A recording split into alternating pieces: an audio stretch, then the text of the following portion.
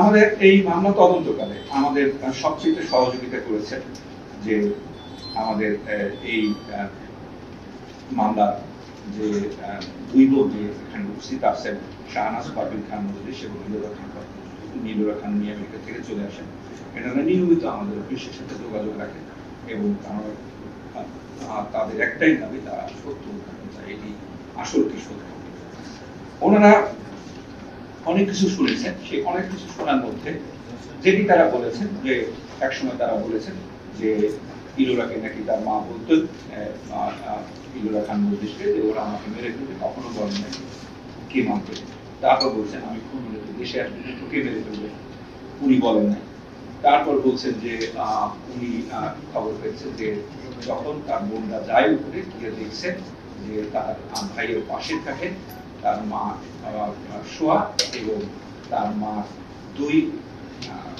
মাথার দুই পাশে দুইটি বালিশ এবং নিচে একটি পুরাতন পেপার দেওয়া যাতে রক্ত হয়তো বেশি আবার নিচে না পড়ে চোখ পড়ে, এরকম একটি তারা খবর পান।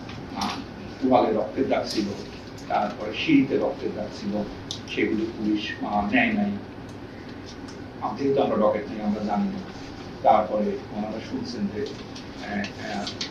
ওয়ালের রান্নাঘরের যে ওয়াল, সেই ওয়ালের সুইচ বোর্ডটি ভাঙা এবং সেখানে দুইটা তার বের করা, এইসব বিভিন্ন খুঁটিনাটি ডিটেলস আমরা এগুলো লিখে রাখছি।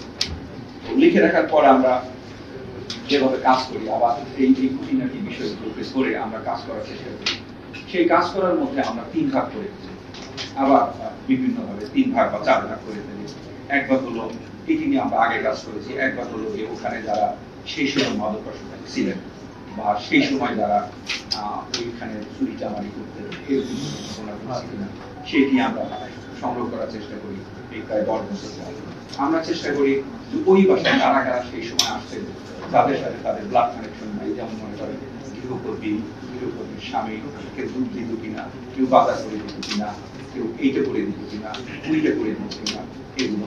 আর একটা গ্রুপকে আমরা ভাগ করি যারা ওনার ব্লাড কানেক্টেড, যেমন মামাতো ভাই, ফুফাতো ভাই, এরা কারা কারা বাসায় আসে তারা। এবং আমরা সন্দেহের মধ্যে রাখি, আমাদের 2 বোনের সামনে বলি আমরা সন্দেহের মধ্যে রাখি তাদের কাটাকাটি।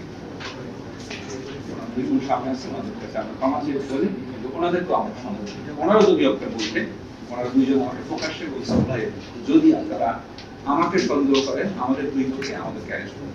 ওনারা নিজেরা সবসময় যেসব কথা আমরা আমাদের কাছে শুনছি সেই সব জিনিসের মধ্যে একটা ছিল সুইচ বোর্ড ভাঙা এবং 2টা তার পার করা।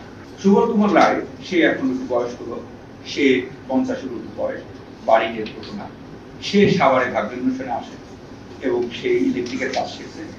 1998 সালে ওই বাসায় যাওয়া আসা, কারণ আমাদের খান মজলিস সাহেব, আমাদের সেই প্রাক্তন সাংসদ খান মজলিস সাহেব ওনাকে পছন্দ করতেন, সেই কারণে ওই বাসায় যায়, মাঝে মাঝে ছোটখাটো ইলেকট্রিশিয়ানের কাজ করে দেয় এবং এই অন্য কোনো কাজ থাকলে সে মাঝে মাঝে করে দেয়। এইটি হলো তার পরিচয়, এইটি সে বলেছে। এক সময় সে এসে আমাদের যেটি বলে সেটি সে আদালতে, আমরা তাকে এক সময় তাকে অ্যারেস্ট করি এবং অ্যারেস্ট করার পর তাকে আমরা বিজ্ঞ আদালতে ফেরত করি। বিজ্ঞ আদালত সেই গত মাসে তার সে একটি স্বীকারোক্তিমূলক জবানবন্দি দিয়েছে। সেই স্বীকারোক্তিমূলক জবানবন্দিতে তিনি বলেছেন যে তিনি 1998 সাল থেকে ওই বাসায় যান। এক সময় উনি এই আমাদের নিচতলায় বসবাস করি, আমাদের জিকিমের গরমে শামীমা খান মজলিসের হাজবেন্ডের সাথে বিভিন্ন ব্যবসা বাণিজ্যে জড়িয়ে থাকে। সেই সূত্রে আরো বেশি ওই বাসায় যান। এক সময় এই শামীমা খান মজলিসের সাথে 2001 সালে একটু শারীরিক সম্পর্কে পরকীয়ায় জড়িয়ে যান।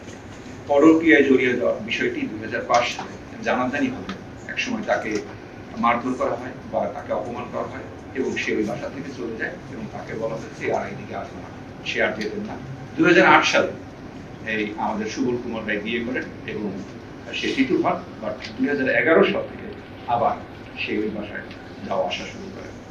আমাদের ঘটনার দিনে, যেদিন এই ঘটনাটা ঘটেছে সেটাকে গুরুত্ব দখল করা, সেই দিন ভোরবেলা 6:30টার দিকে ফজরের নামাজের সময় ফজরের নামাজ পড়ে সেলিমা খান মজলিস ছাদে উঠেছে, যেমন দোতলায় থাকে পায়চারি, তখন দেখেন সুবল চুপি চুপি বাড়ির দিকে আসছে তখন তিনি সুবল চিৎকার করে বলেন যে তুমি আবার এইদিকে আসছো, তোরে খুন করে দেবো।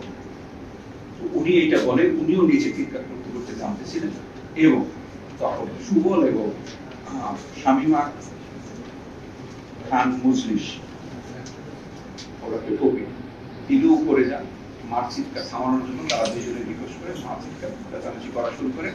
তখন পিছন থেকে তাকে সামলানোর জন্য এই শামীমা খান মজলিস জাপিয়ে ধরে মাকে। আর তখন সুবলের ভাষা বলে তিনি আত্মহত্যা করেন। তখন পাশে ছিল একটি ফল কাটা ছুরি, সেই ফল কাটা ছুরি দিয়ে এক পাশে 2 পোজ দেন এবং আর এক পাশে আর একটি পোজ দেন।